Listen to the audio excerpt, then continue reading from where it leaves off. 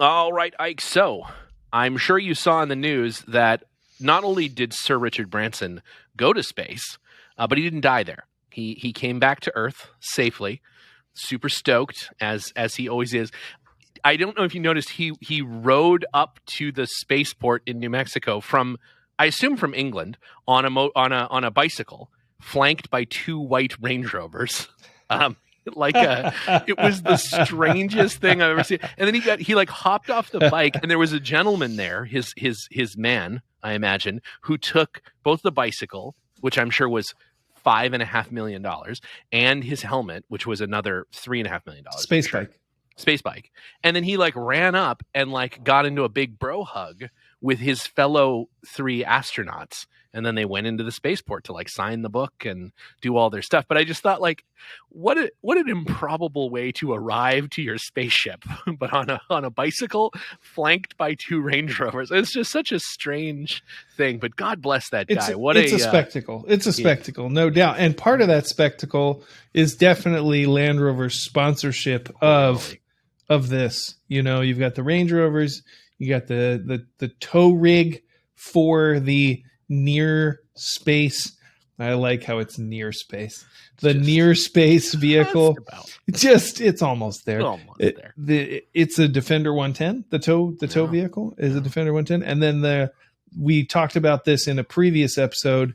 The astronaut edition Range Rover to shuttle, no pun intended. Yes. The other paying. Are they paying astronauts, or are they? I don't think these ones were, in case they all blew up. I think maybe they made them free. Testronauts. They were testronauts. Yes. Yeah. Yeah. Exactly. Yeah. And so they don't get the autobiography Range Rover, right? Those are. Well, I think they have an option to purchase it. I don't think they would, but I think they have that option. Or maybe Sir Richard Branson would gift them each an Astro Range Rover. Question for you. Mm-hmm. Is the astronaut edition Range Rover available to non-astronauts? No, it is not. They clarified that during the 2.5 hour Virgin broadcast that the only way, it's confirmed now, the only way to get one of those Range Rovers is to fly close to the edge of space with Richard Branson. There is another way. Mm-hmm. You buy it off of Craigslist in 3 years for $10,000. That's exactly right. But it will have a blown head gasket, so you're going to have to contend with it. The timing chain will need replacing, and so you're going to have to contend with that. I don't know. But yeah, there was a ton of Range Rovers. I mean, there was from the escorting the bicycle Richard Branson. Actually, and the funny thing is, those Range Rovers were white, matched to the paint of his bicycle. I just realized that now. Do they have a rack for the bike? Oh, I don't know. I didn't see any rack.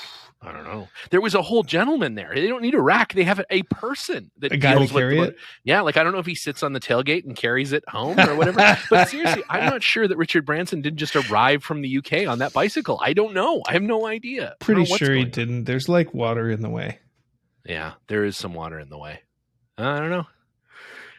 Maybe it's a partially amphibious bicycle. Amphibious space bike. Amphibious space. I mean, we're talking about Richard Branson now, and I think the highlight for me, and this is very close to the end, so you can fast forward through the whole 2.5 hour long video. Okay. Although Stephen Colbert is the host, kind of, but they obviously pre-recorded Stephen Colbert, so he didn't really know what was going on. He just had a bunch of hilarious monologue-y kind of stuff, quips that were interjected with Chris Hadfield, someone who worked at Virgin Galactic and then an upcoming Virgin Galactic near space astronaut, talking about it. But anyways, at the end, Chris Hadfield gives each near Earth astronaut their wings, and when he goes to pin it on Richard Branson, so he's just it's like a metal presentation, right? You pin it on them. We don't really know how it works. You've been to near space. Here's a pin. And the engineering of that, I don't know how it stays stuck on their spacesuits. I don't really care. It's not a big deal. But Richard Branson decided to unzip his spacesuit down to his navel. Saucy. And was not wearing anything underneath. I don't know that he wasn't nude in his spacesuit. And it was so surprising to Chris Hadfield. All Chris Hadfield could say is, nice chest. That's and it was so just a awkward. weird moment. It was so a weird awkward. moment. That's hard to watch. And I'm he not watching only that. zipped it up then once the pin was on, after Chris Hadfield did reach inside of his shirt. He zipped it back up, but only a little bit, like not all the way back up. He zipped it back up, like, it was still a plunging V, which I just feel like deep V is the term. That's how I describe Sir Richard Branson to people. He's kind of the deepest of deep V's. That guy is amazing. He is a living national treasure. He's certainly for some nation, an international. So speaking of the Defender, Ike, Land Rover had some interesting news regarding the Defender this week. Yes, I'm told that the Defender has ceased production yet again. So not forever, but no. Apparently when you have 84 computers, which I think is the correct number, it's 84 like computers in your vehicle, the semiconductor shortage hits pretty hard. And so as a result of that, the Defender production has ceased. And I guess they're still making the other models, but that's what I didn't totally understand. Like, do the other models, they just don't need the chips? Like different chips? Different chips, maybe? I don't know.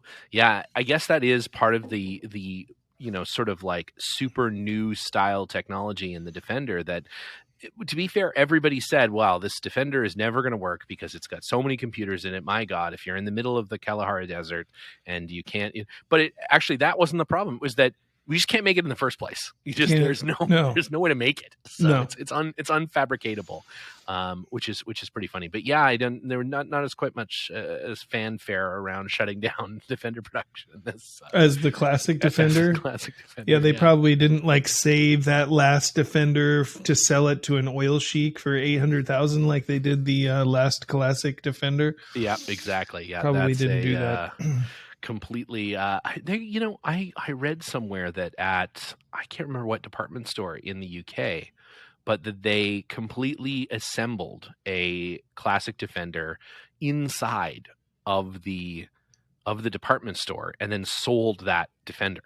It was suspended from the ceiling or something. Yeah, and there was people working on it. It seemed very crazy. It's like a weird thing to do, but maybe that's what they'll do now with new Defenders. They only have enough parts to make one of them about every 2 or 3 months. So they can make them. It just doesn't go. It doesn't do anything. Yes, it's a shell. It's like a model. It's a 1-to-1 scale model. A model that just needs. It's got an engine. It could consume fuel if only it could start. But so, did you know? I guess they haven't said when they're going to resume production of the Defender. No, they have orders for days for these cars forever. That they can't build. Yeah, I feel bad for those. You can't. I mean, now you're starting to see people selling their Defenders.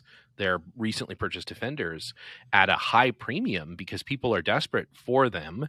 And it really is hard to say when there's going to be new inventory. So I think those people are thinking, well, maybe I want a slightly different spec. I want something I can basically sell this thing for more than I paid for it and then just wait around. And when they start making them again, then I'll buy another one or I'll buy something different or whatever. So you actually see that the secondary market for Defenders with 4,000 and 5,000 miles on them is super hot. And you're paying, I don't know, a percentage over retail for a Defender with 6,000 miles on it or 7,000 miles on it, which is really interesting that people are that hot for the car. I think it's not just Defenders; it's the broader market for vehicles. If it's a interesting or special or desirable model, like people who want that car now, they're going to pay a premium as opposed to wait a year or wait a year and a half to get a vehicle. Cause I think for a lot of manufacturers, that's the lead time on a new vehicle.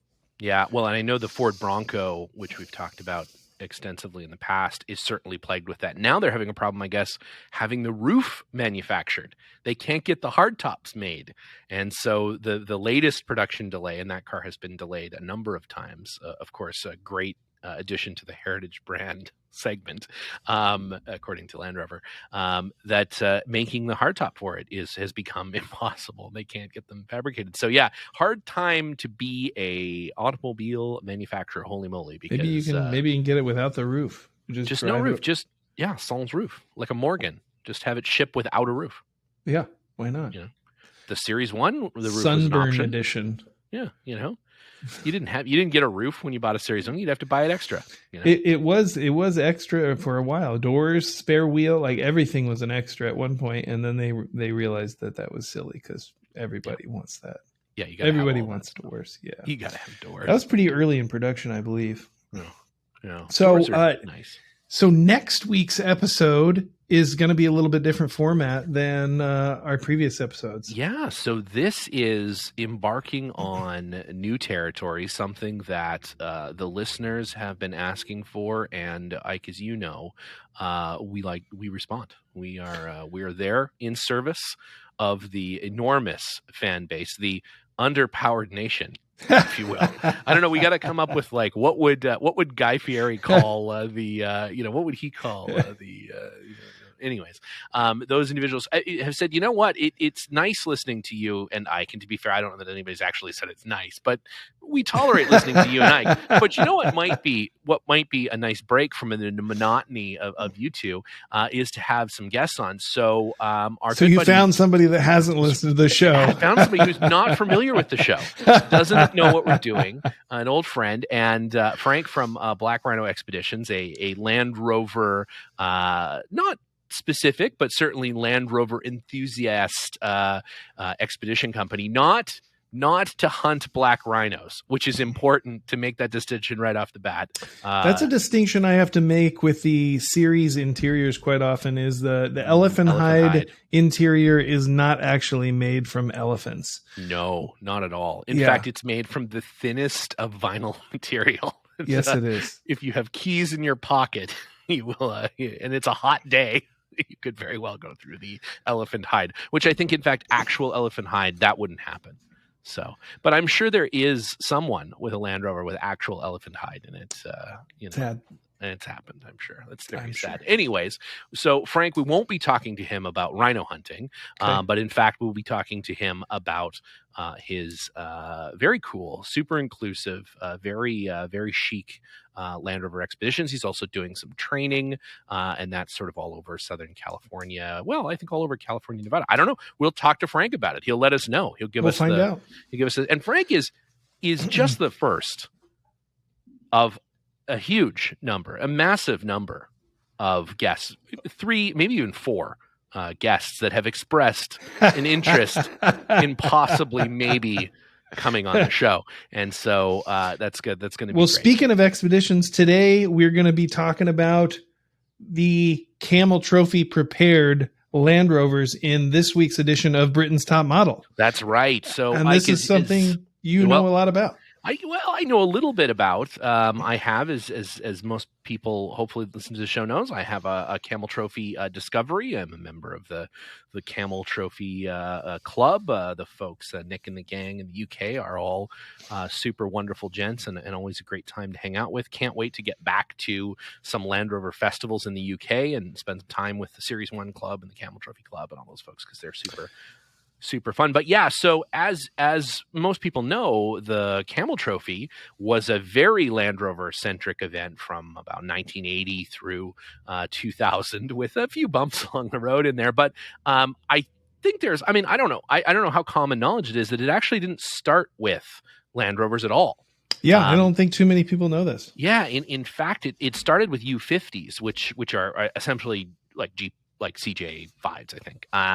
And they are what sort of started Camel Trophy. A very small group of folks got together in 1980, and that event was, I think, in Brazil, and they did sort of a mini tiny little Camel Trophy with these Jeeps. And after that, were they rental Jeeps? I had heard a rumor that they were rentals. I think they may have been rentals, and they were German guys that did that first year. That much I know. And they so after that, the sort of idea caught on, and from there on, from 1981 through 1998, and kind of a little Camel Trophy in 99 and kind of a little bit in 2000, but we'll get to 2000. But anyways, certainly through 98, from 81 to 98 was the Land Rover, starting with the Range Rover, the 2-door Range Rovers.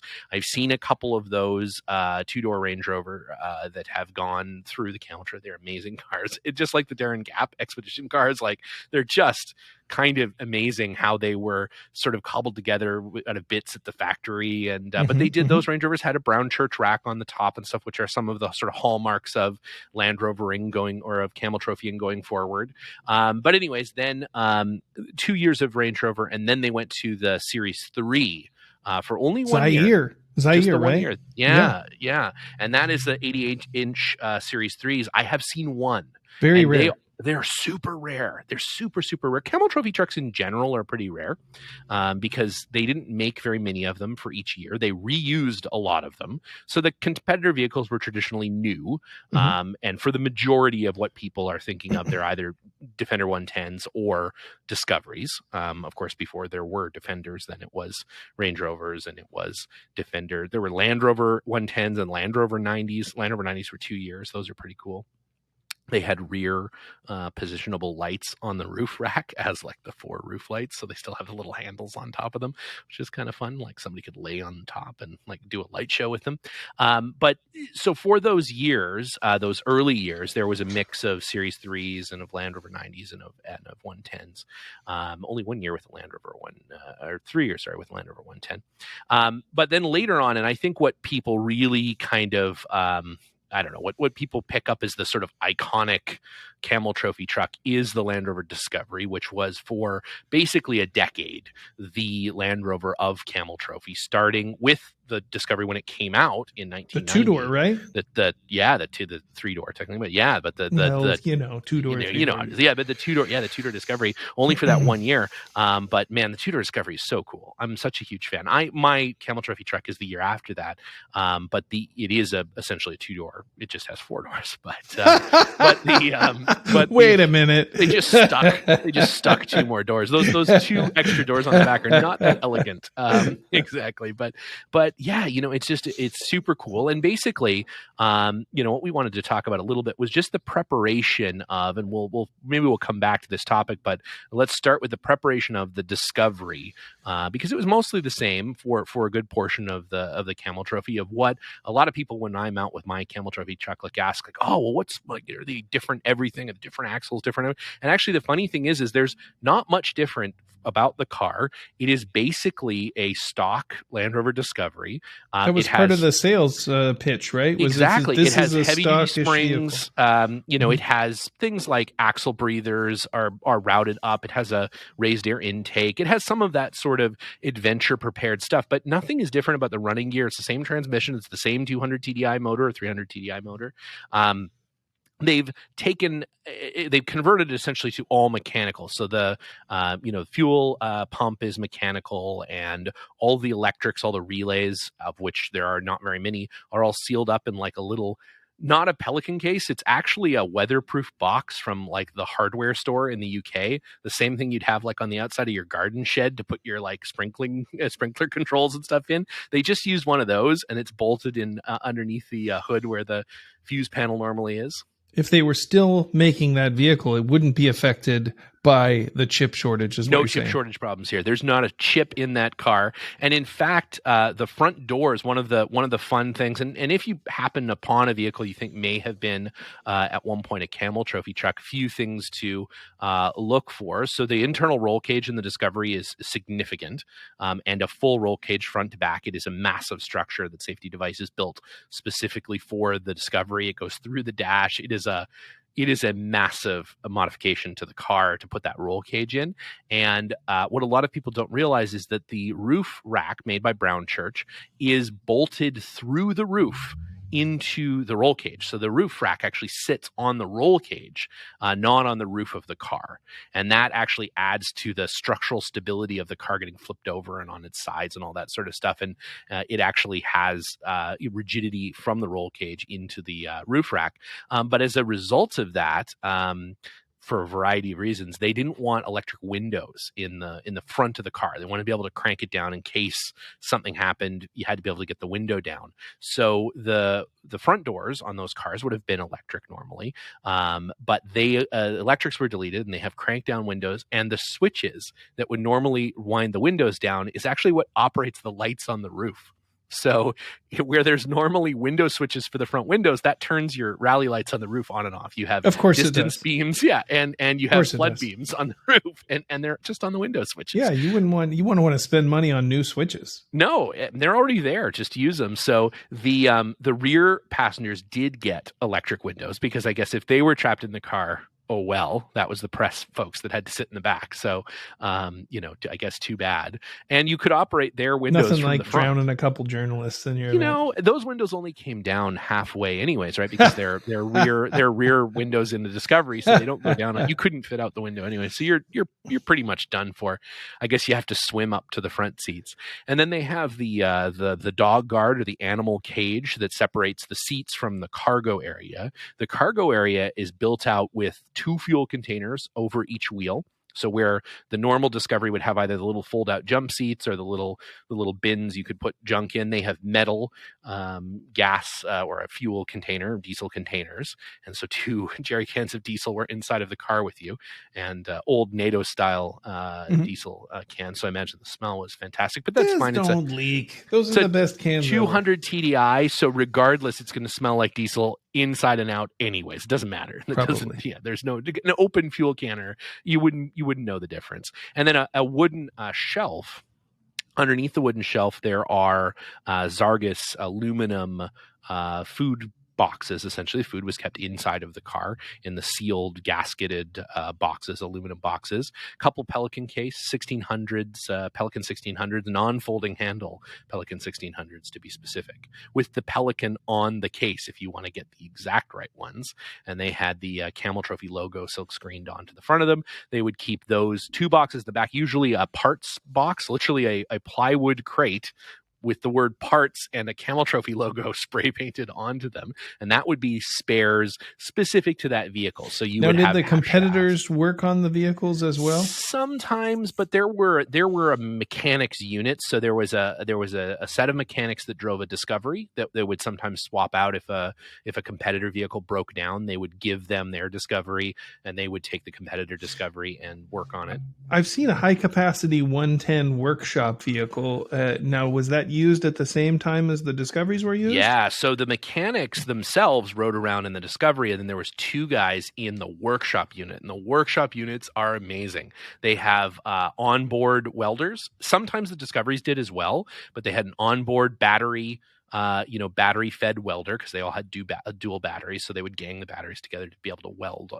They had spare axles, they had transmissions, they had every conceivable type of thing you could imagine, and they had a utility bed sort of high cap with roll up sides with all the tools and everything in them, and then the truck bed for all these big crates stacked to the roof with extra tires and everything you could ever imagine. Of course, there's famously transmissions and things that were helicoptered in to be able to replace things that have broken in the vehicles. They would actually have a supply helicopter that would, with ropes and a wooden box, fly in a transmission and drop it and allow it to be swapped out. Or now, one year, and I can't remember which it is, I had heard that they had a route planned. Mm-hmm. And they went to do the route, and a monsoon or something kind of ruined it. Mm-hmm. And they helicoptered the vehicles somewhere else and did another section, or maybe it was just special stages. They didn't actually do a point to point that year. I can't remember what year it was. I don't remember. I do remember the helicoptering year. I don't remember what year it was. That might have been. It sounds like a jungle. It was a jungle year because there's lots of jungle stuff. I know that '93 in Malaysia, my year, they put all of the trucks on a train.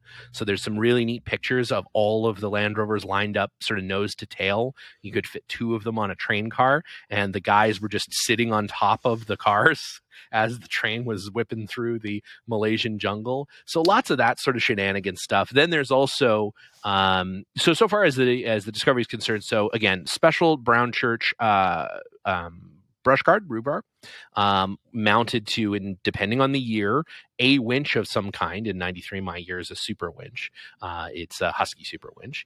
And then special armor underneath the front of the car so you don't bend any tie rods or anything. And then a big, huge plate, big aluminum tank guard on the rear of the car so you don't punch through the gas tank. So that was really the only sort of armoring that happened. And then again, they undid all of the electrical stuff that they could and kept that sealed up as much as possible, cut a hole in the front grill so that the winch could sit back enough to fit inside of the brush bar. They had a winch plug, so you can plug the control for the winch in on the brush bar. It was actually run inside of the brush bar and it plugged in along the top. The Defenders had it on the top of the fender, but the Discoveries had it right in. They also had two little metal cleats so you could wrap the cable from the Husky winch around the brush bar. So you didn't actually have to wind it back in because, of course, winding it back in takes forever. And so super winches are notoriously it's just slow. The slowest thing in the The world. worm gear is super strong, but super slow. Super slow. Can I make an observation? Yes. I think for me, the Camel Trophy, it was happening when I was a kid for the most part. And, watching it and reading the magazines and it was a special thing. It was really interesting. It's different than a lot of the motorsports here in the United States. So it was just like totally foreign, all these foreign competitors, really, interesting vehicles, and got a lot of people interested in Land Rovers, and cigarettes probably. Yeah, probably will. Yeah. And those folks are probably no longer with us.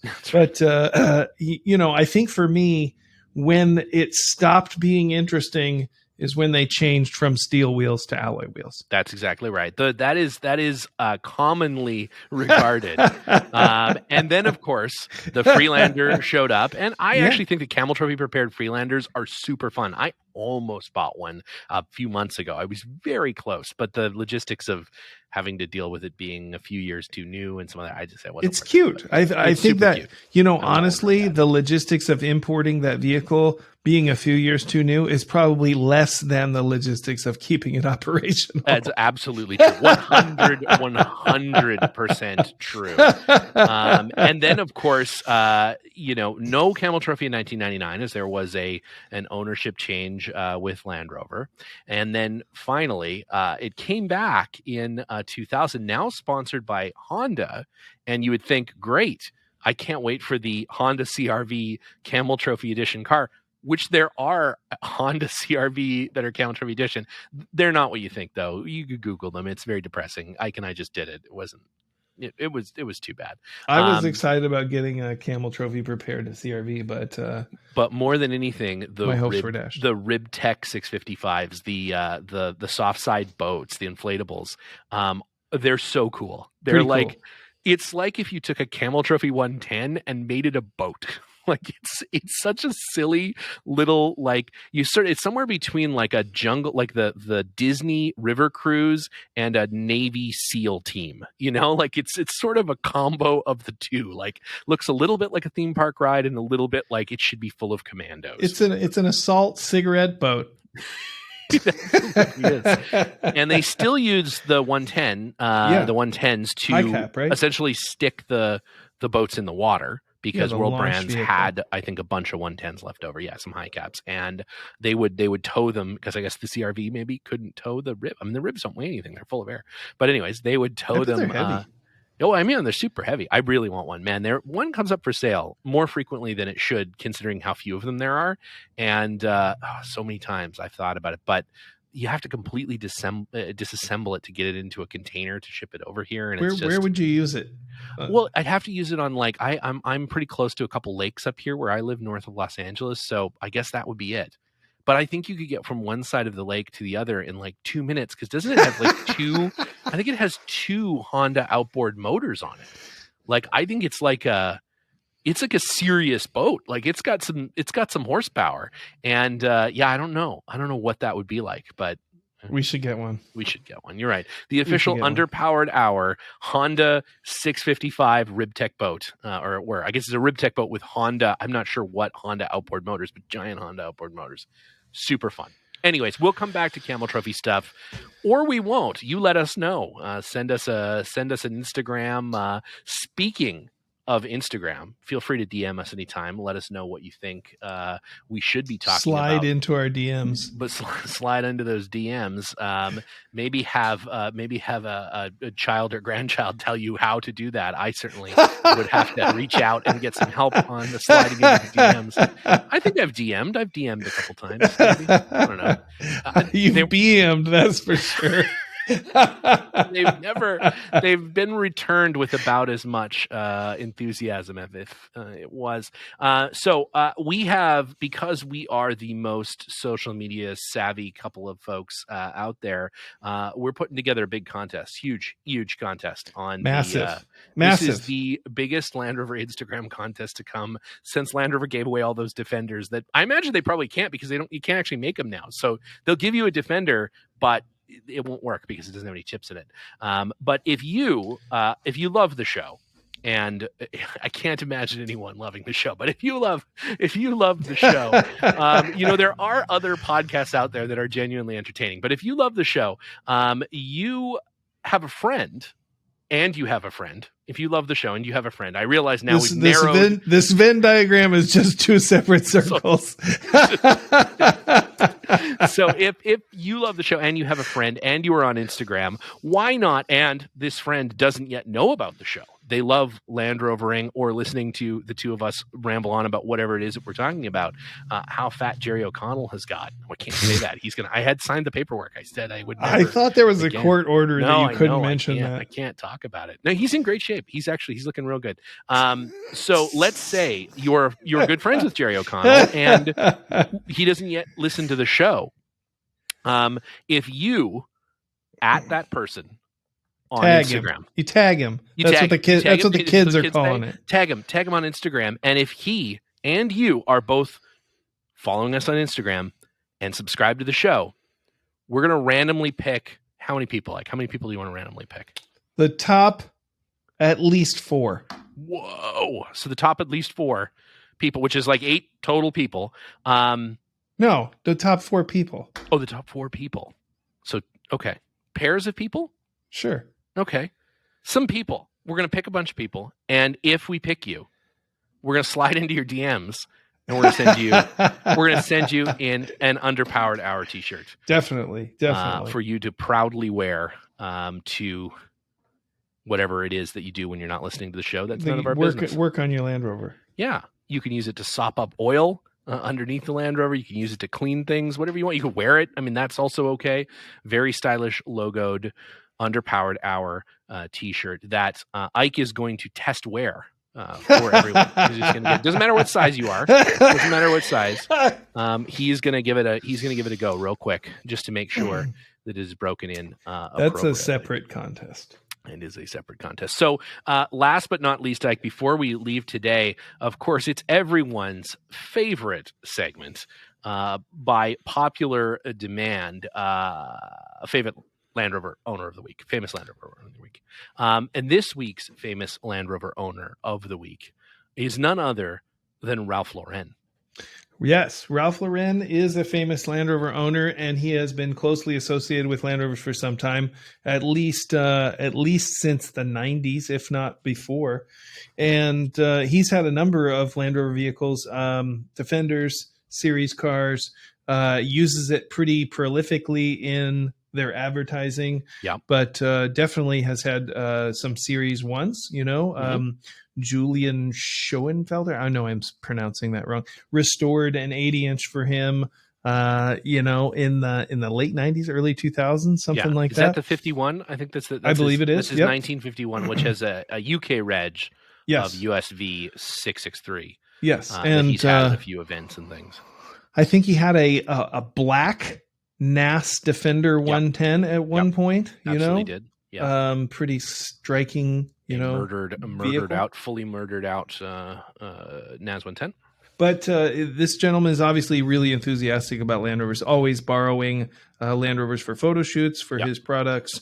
I'm not sure how many Land Rovers he has exactly, but definitely several vehicles. Very enthusiastic, very, stylishly presented vehicles. So yeah, definitely a famous Land Rover owner, that had some influence with the brand. I think so, and I think they're a especially because he's an enthusiast of the classic car, and they'll have photo shoots, clothing photo shoots and stuff with the series trucks, and that's really cool.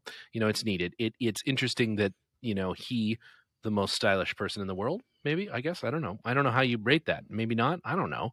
Polo. People play a lot of polo. Anyways, he's a big fan of the mark. He's a big fan of the shape and style of the original Land Rover, and so I think that's what we have in common with Ralph Lauren.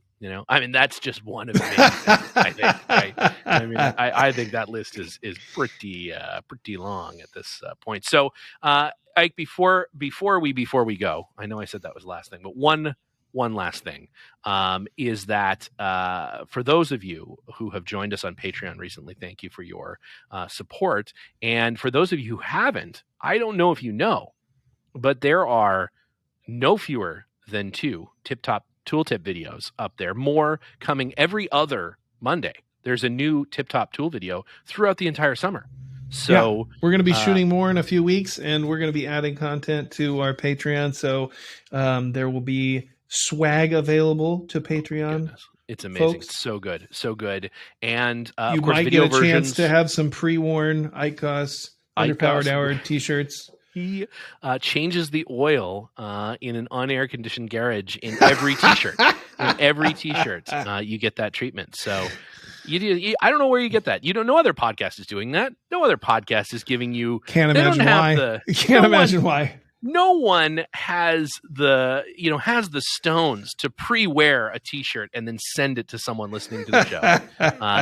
That's what you get here from us. And of course, there's video versions on the Patreon of every show, so you can see Ike and I.